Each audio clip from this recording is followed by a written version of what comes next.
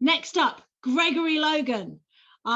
Oh gosh, I first met Greg about a year ago. I think, Greg, you're going to get your video on that. There you are. Happy.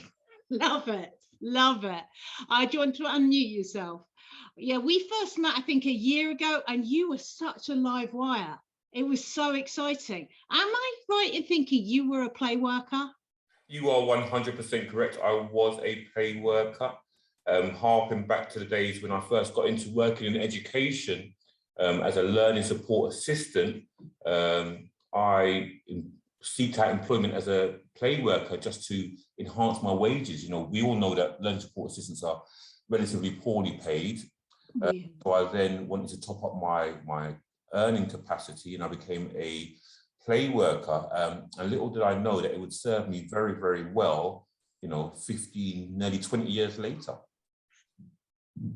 It's so in terms of play work, what's been the one thing that has helped you in designing, in evolving play at your school? Just recognizing the value of play. Okay, just recognizing that value and just that intrinsic knowledge that play is a worthwhile activity. It does not detract from the formal education that we deliver in mainstream education around numeracy, literacy, geography, history, etc. That play, arguably, and some of my colleagues might not want to hear me say this, arguably more important than the formal academic learning. Some may disagree. I couldn't agree. Well, you know, I couldn't agree more. I mean, it's the thing that we come in with. What is it that Michael said? Play is 20% of your day. What other hour of the day doesn't have a strategic lead, an operational lead, a budget, a policy, consideration, training, and ongoing support for it? And which other hour of the day is teaching our children confidence, resilience, courage, bravery, the ability to get up and brush themselves off and cope with Zoom changing things a million times? I believe you're going to be showing us a little video today. I think hopefully you've got that all set up for me, ready to play. I do indeed. Sorry, like if you could see my eyes flicking around the place, it's because I'm still not totally smooth with sharing screen and looking directly at the camera. I think that's called learning. That's our game. We love it. What I will do, Kath, if you'd like me to, I'll put myself on mute because this is a video rather than a PowerPoint presentation. And then when you're ready, I'll unmute myself and then we can have a conversation about things you'd like to discuss. That sounds perfect. That sounds perfect. And yeah, enjoy. We might come back to this photograph. When you're ready, all right? We're going. All right. And are we going to press play? Don't worry, we do love a bit of technology. I'll just keep filling till I see something running. You keep filling until this plays. Why is that not playing? So Kath, as part of the brief, I think we're here. Kath, I'll be quiet. No, just it needs to play whilst we're on screen. You keep can you tell us about the start of your OPAL journey? And I'm just going to get. Well, the start of the OPAL journey was, like Kath said, roughly 12 months ago. We're part of a federation called the Blossom Federation. And a colleague of mine who happens to hail from Canada was very excited about this initiative that she was introducing at her school. She's going, you know, you guys should really get involved, And as you know, we were coming back from the pandemic in September, and as anyone on the panel who's a head teacher or anybody looking, you know that we are very time poor. So yes, it's play, yes, it's lovely, yes, it's into, you know, we'd love to do this, but, you know, have we got the time, have we got the capacity? Yes, you'd love it. We got along, we got Kath in, did some training with the staff, spoke with myself, and we said, right, how can we make this happen? And we made it happen. Like all things, there are times when it's more challenging than we would like, but you do not get to achieve great success via a smooth path. So there are things that, in order to attain the different gradings and ratings for OPAL, I'm positive Kath, in her perfect world, would love us to be further along the line on.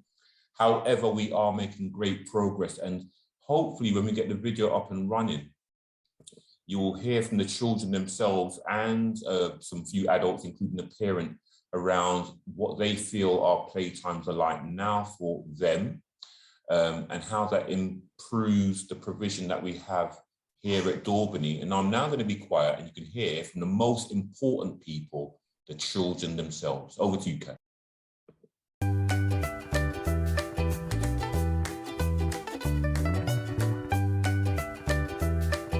I think the playtimes are fantastic. What a difference it's made between now what I've watched them through the things, and just everyone, the kids are just, they seem to be much more free to express themselves, because there's mad things like on wheels, and there's things to build with, and their imagination seem to have been let free. Do you feel free at break times? Yeah! Why? Because we can play and do whatever we want, but we can't hurt anybody, and that's fair. They are really fun. You have things to do, and maybe you can play with your friend and make new friends, and you can do stuff that you never did in life. I think that the playtimes are really good because they make children very happy, and we really enjoy it. Playtime is a freedom to express how they feel. Do you feel free at break times? Yeah. Why? Because we have the chance to explore and find new people to play with and try new things out that we haven't tried. What do you think about playtimes? I think it's like a festival. Children and the adults finally have the freedom to express themselves and just go wild. I love it. I feel free at break times because when it's class time, we're just in a classroom, but then at break time we get to express our feelings and do whatever we want. Do you feel free at break times? Yeah, because I find it nice that we've added new resources to the playground, like the spinning tops and the tires and the purple chairs, and it makes playing at playtime more fun. Yes, because I feel really free. Oh, are you okay? Oh. Was brilliant. I love the thing where he says it's like a festival. Yes, Mr. O'Flynn, part of our working group, he is integral to the success. And if you'd seen him there, no doubt you'd have seen him standing on a skateboard and a couple of children skating around him. And there's an example of how we've improved. So a year ago, you know, if somebody said to me, Mr. Logan, can we have skateboarding in our playground? I might have just frozen in shock, horror and fear. And linking to the word freedom, I know freedom is the overarching topic, but it is said that all actions, all human actions are coming out of two roots, either love or fear. And I think a lot of actions that we've done historically as a school, as an education system, is based around fear of children injuring themselves, fear of children not being able to follow the instructions, fear. Whereas when we're operating out of love and we give children the resources they need and we trust them and encourage them, actually, we're not surprised by the wonderful results that come out. So hence why when, yes, you know, Gregory, would you come and do a presentation? Yes, happy to do so, Kath. But I think it was much more important to hear from the children, because just to echo, they are our leaders, and actually I see myself as a servant leader. So I may have a prestigious role within the community, but actually I am here, I'm just a head servant. I serve my children primarily. I then serve my parents, my staff and my wider community. So it's been a fantastic journey thus far, and there's much further to go.